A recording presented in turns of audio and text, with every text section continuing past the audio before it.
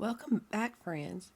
You found your way to season 2 of Bloodshed and Breadcrumbs, and this time we're going deeper into the sanctuaries, the sermons, and the shadows. This entire season is dedicated to religious based crimes. That means cults, yes, but also the quiet manipulations, the loud betrayals, and the systems that wrapped violence in scripture and called it holy. We're talking about faith twisted into control, devotion weaponized, and communities built on belief that were shattered by abuse. Now, when I was a kid, around 7 years old, I saw this movie called Guyana, Crime of the Century. It aired back in 1979, and yeah, it was about Jim Jones. And I'm guessing that name probably rings a bell for you. Well, even at that age, I didn't fully understand what I was watching, but something about it stuck. The way one person could convince so many others to follow him, to trust him blindly. It was terrifying, but fascinating all at once.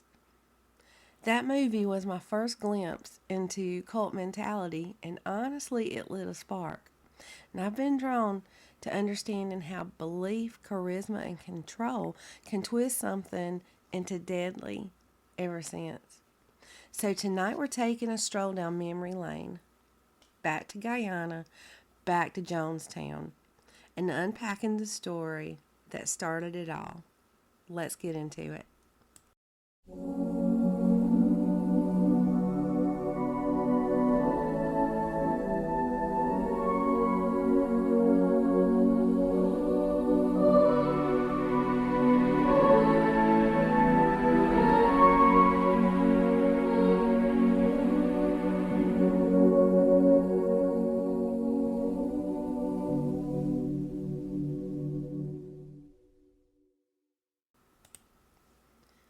I think that was the moment my curiosity really kicked in. Mass murders, serial killers, cults.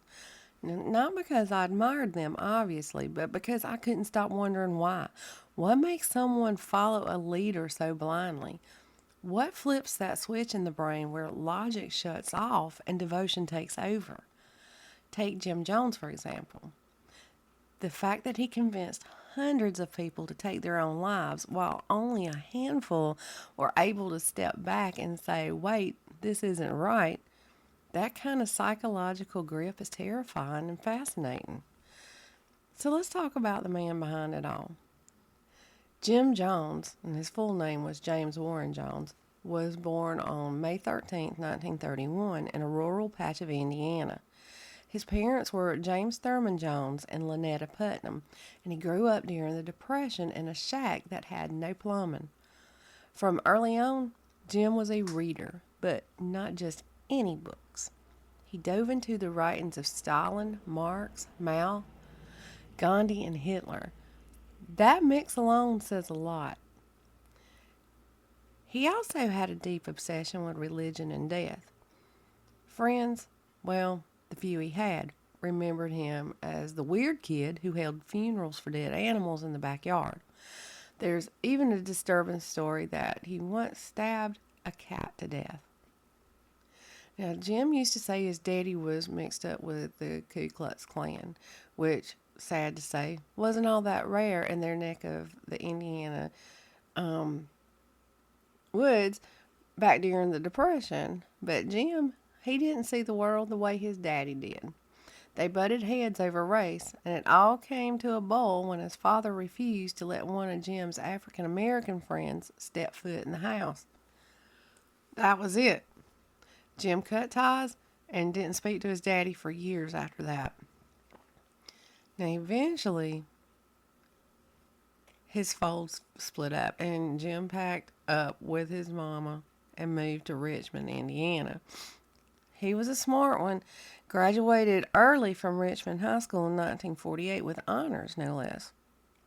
Now, that just might sound like a tidy little ending, but trust me, that was just the beginning. After high school, Jim got himself a job as an orderly over at the Reed Hospital. Management thought he was a fine young man, on paper anyway. but people started whispering. One story that stuck like gum on a shoe was about him getting rough with a patient who was in traction. He was shaving the poor soul and ended up hurting the man. Not exactly the bedside manner you want in a hospital. Well, while he was working there, Jim met a nurse named Marceline Baldwin. And they hit it off quick, and by 1949, she was wearing his ring. The newlyweds moved to Bloomington, and Jim enrolled in Indiana University. It was there he heard Eleanor Roosevelt speak about the struggles African Americans were facing, and that speech lit a fire in him. By 1951, they were on the move again, this time to Indianapolis. Jim spent 2 years at Indiana University, then took night classes at Butler, and earned himself a degree in secondary education. Now, here's where things start to twist. Around age 20, Jim started going to Communist Party meetings in Indianapolis. He was hot under the collar after the FBI gave his mama a hard time for attending a Paul Robeson event. And watching how folks treated accused communists in this country, well, that pushed him further. He started asking himself, how do I change things from the inside? And wouldn't you know it, his answer was to infiltrate the church. By 1952, Jim became a student pastor at Somerset Southside Methodist Church, but he didn't stay there long. Said they wouldn't let him integrate black members into the congregation. Right around that time, he saw a faith healing service and watched folks pour out their hearts and their wallets. That's when the light bulb flickered on. He realized faith healing wasn't just a tool for social change. It was a ticket to power, influence, and money. And baby, that's when the gears really started turning. So let's pick up where things started to really take off. In June of 1956, Jim put together a big old revival at Cadle Tabernacle in Indianapolis. Now, he wasn't exactly a household name yet, so to fill the pews, he teamed up with a well-known healing evangelist named Reverend William M. Branham. Smart move, sharing the pulpit gave him credibility and got folks talking. Not long after, Jim launched his own church.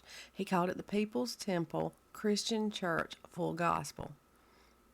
But people just called it People's Temple, because that is a mouthful to say. And this, y'all, is where the real story begins. Alright, now let me tell you. If you thought Jim Jones was done digging around in dark places, bless your heart, you were mistaken. Remember how you used to pore over Hitler's writings? Well, that didn't stop once he grew up. Nope. He kept right on studying old Adolf's playbook, mixing it with the teachings of Father Divine, trying to figure out how to bend people's minds and hearts to his will. Not exactly what you'd call holy leadership, but Jim wasn't interested in salvation. He was after control. By the time the 1960s rolled around, Jim had wrangled himself a position as director of local Human Rights Commission. Now, they told him to keep it quiet, stay under the radar, but Jim, that man didn't have a low gear. He went full steam ahead using TV and radio to spread his message and push hard for integration. And I mean hard. He worked so hard to desegregate churches, restaurants, the phone company, the Indianapolis Police Department, the theater, an amusement park, and even the Indiana University Health Methodist Hospital. That kind of boldness didn't sit well with everybody, especially not in that era. The backlash was ugly. Someone painted a swastika on the temple, left a stick of dynamite sitting on a pile of coal, and even threw a dead cat at his house after a string of nasty phone calls.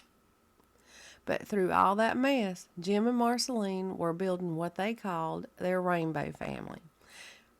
They didn't just talk about integration, they lived it. In 1954, they adopted Agnes, who was part Native American. Then in 1959, they brought home 3 Korean American children, Lou, Stephanie, and Suzanne, and even encouraged temple members to adopt orphans from war-torn Korea. Jim once said, "Integration is a more personal thing with me now. It's a question of my son's future." And he meant it. That same year, Marceline gave birth to their only biological child, Stephen Gandhi Jones. 2 years later, they made history as the first white couple in Indiana to adopt an African American child, naming him James Warren Jones Jr. They also took a white boy whose mama was a temple member. It was a full house, no doubt about it. Now, here's where the story takes another turn. At one point, the whole family packed up and moved to Brazil.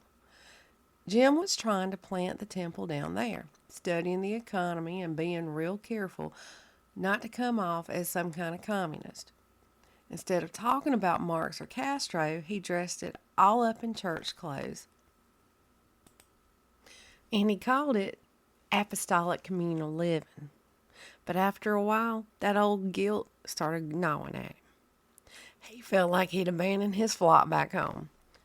His associate pastors were writing letters saying things were falling apart without him. So Jim did what he always did. He took the reins. The family packed up once again and headed back to Indiana. And honey, that was just the calm before the storm. Well now, when Jim comes back home from Brazil, he didn't just unpack his suitcase. He dropped a whole bombshell on his followers, told them a nuclear war was coming. And not just someday, he gave an exact date. July 15th, 1967. Said it was going to wipe the slate clean and usher in a socialist paradise. But here's the kicker. If they wanted to survive it, they had to move. So what did his flock do? They packed up and followed him clear across the country to Northern California, settling down in the Redwood Valley like it was the promised land. And that move, oh honey, that was just the warm-up act.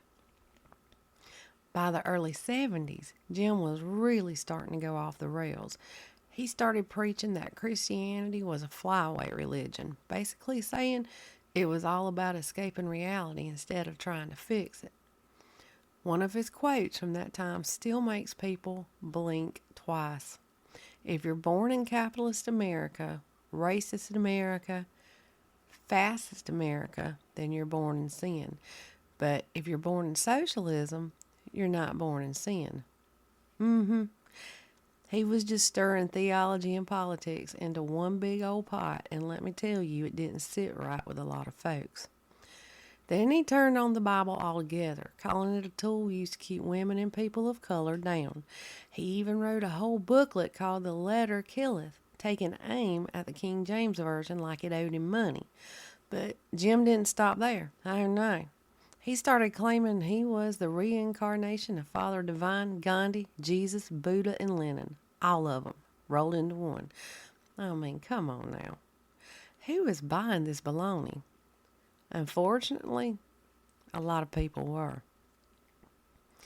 The next year, Marceline, his wife, bless her heart, told the New York Times that Jim was really just trying to push Marxism in America and using religion as his vehicle. So by this time, the mask was slipping and folks were starting to see what was really underneath. Meanwhile, the People's Temple was growing like kudzu. 5 years after landing in California, they had branches in San Fernando, San Francisco, and Los Angeles. Eventually, they moved their headquarters to San Francisco because they needed more room. And once they got settled, the temple started flexing some serious political muscle. They helped get George Moscone elected as mayor in 1975, and he turned around and made Jim chairman of the San Francisco Housing Authority Commission. And baby, that's when the power started tasting real sweet. All right, so we're about to talk about where things go from strange to downright unthinkable. So hit pause, use the bathroom, refresh your drink, whatever you need to do. When you come back, we'll really dig in. All right, are you settled back in? Good, let's do this. Once Jim Jones got that fancy position with the San Francisco Housing Authority, he wasn't just rubbing elbows with local folks anymore. He was mixing with some serious political power. Just before the '76 election, he even met with Walter Mondale on his campaign plane. And that's right, vice presidential candidate, national spotlight, the whole 9 yards. Mondale went on to publicly praise the temple.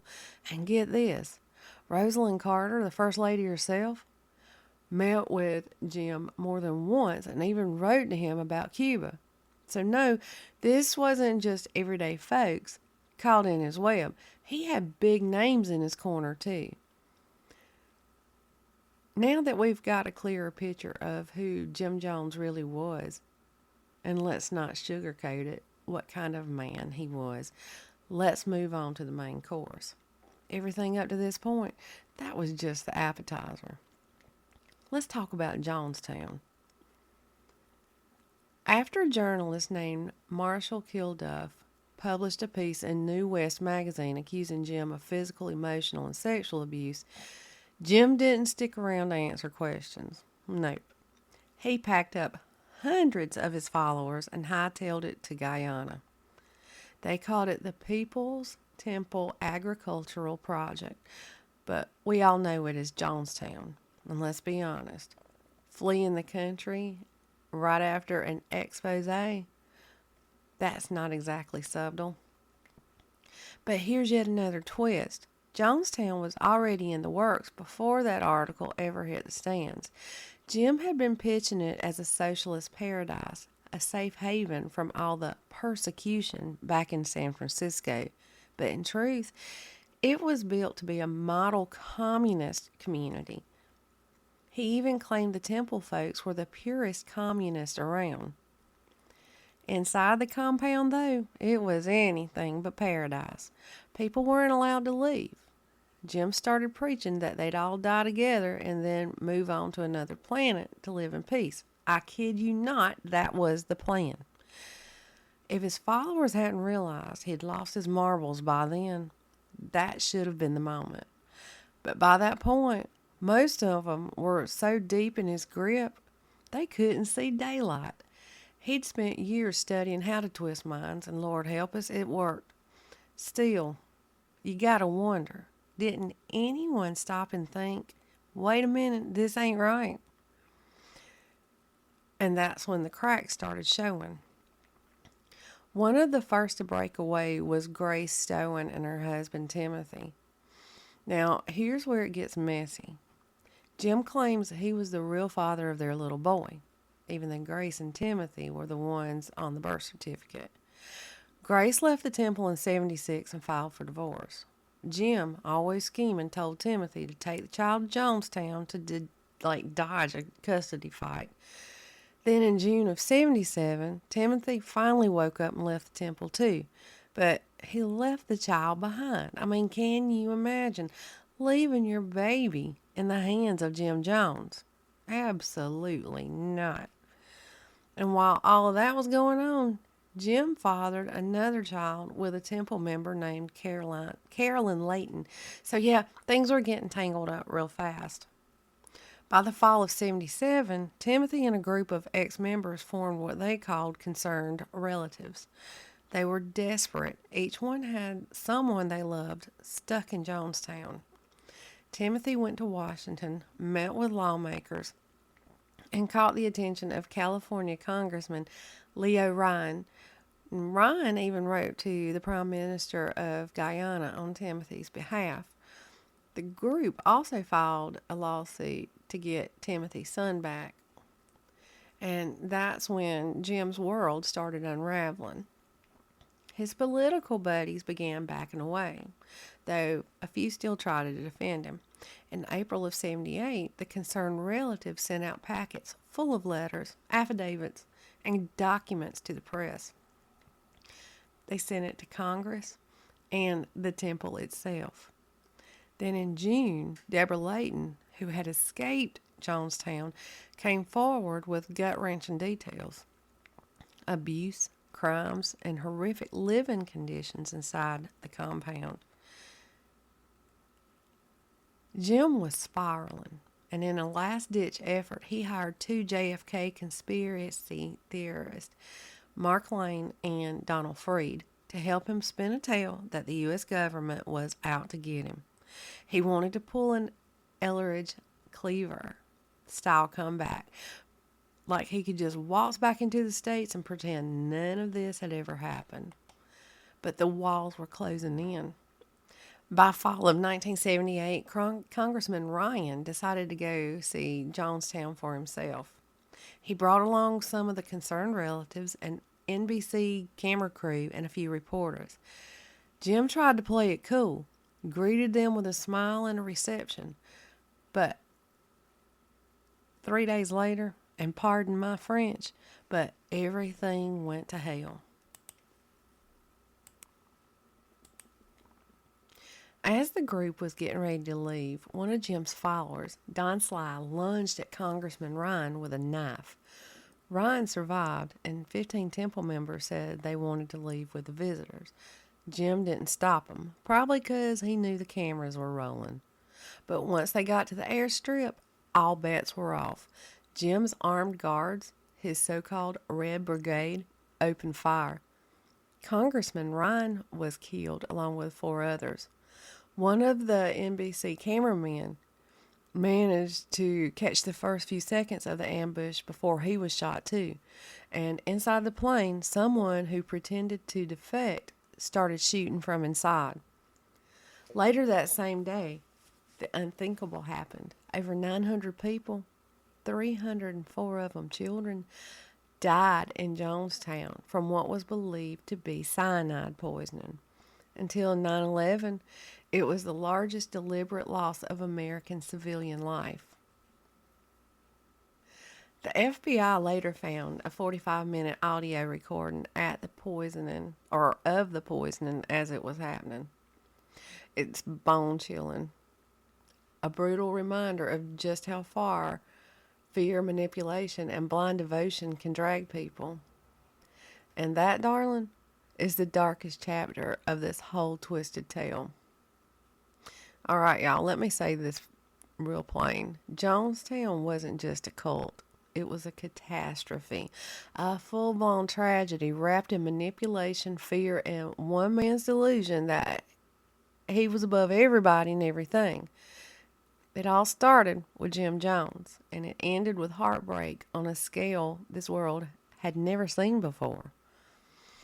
Now, on that audio tape that the FBI uncovered at Jonestown, you can hear Jim talking to his followers like the devil himself was sitting in his throat.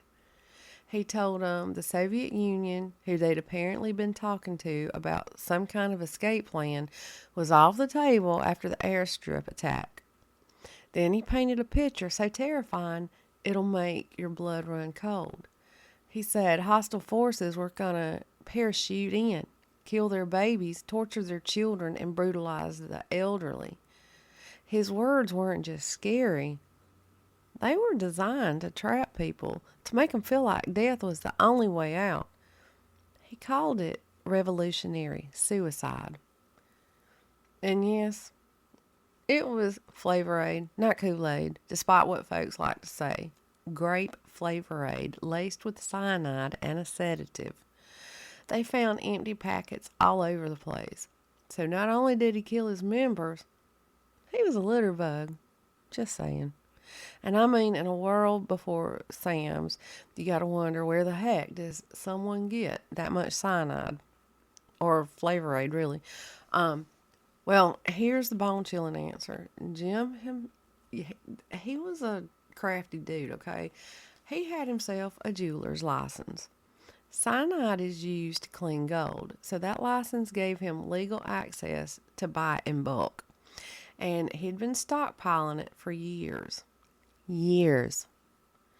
On that audio tape, you can hear him scolding folks who were crying, told them, stop these hysterics.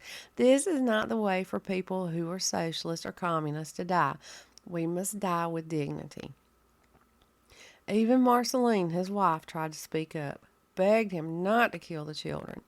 But she was physically restrained, and in the end, she died right alongside the rest. At the very end of the recording, Jim tries to twist the whole thing to some kind of noble act. Says, we didn't commit suicide. We committed an act of revolutionary suicide, protesting the conditions of an inhumane world. Lord have mercy, y'all. Two survivors, Odell Rhodes and Stanley Clayton, later shared what they saw. Parents giving that poison drink to their own babies. Families told to lie down together. It was orchestrated. It was deliberate, and it was absolutely heartbreaking. And Jim, he was found dead on the central stage in the pavilion, lying on a pillow near his deck chair with a gunshot wound to the head. Autopsy said it was suicide. James Warren Jones died at 47, alongside over 900 of his followers, including 304 children. It's one of the darkest chapters in modern history, and it all started with a man who thought he was the answer to everything. Well, darling, that's all she wrote for tonight's tale. And what a tangled one it was. From politics to palms, from salvation to scandal. Jim Jones' story, it reminds us that not everything wrapped in Scripture is holy, and not every smile from the pulpit means safety. This season, we're diving deep into religious-based crimes, from twisted doctrines to charismatic leaders who turn faith into fear. It's going to be intense, emotional, and eye-opening. So if you're into true crime with a side of systemic critique and survivor-centered storytelling, you're in the right place. Here on Bloodshed and Breadcrumbs, we don't just tell stories. We shine a porch light on the shadows folks trying to hide. So if this episode stirred something in your spirit, go ahead and pass it on. Share it with your mama, your neighbor, your book club, your barber, whoever needs to hear it. Because truth, it travels by word of mouth. I'm Andrea, your host, and your fellow truth seeker. Thank you for sitting with me tonight, whether you're driving down a back road, folding laundry, or just taking a moment to breathe. I'm honored to be a part of your evening. Until next time, keep your heart open, your mind sharp, and your spirit grounded. And remember, down here we don't just survive, we testify. Y'all be good now.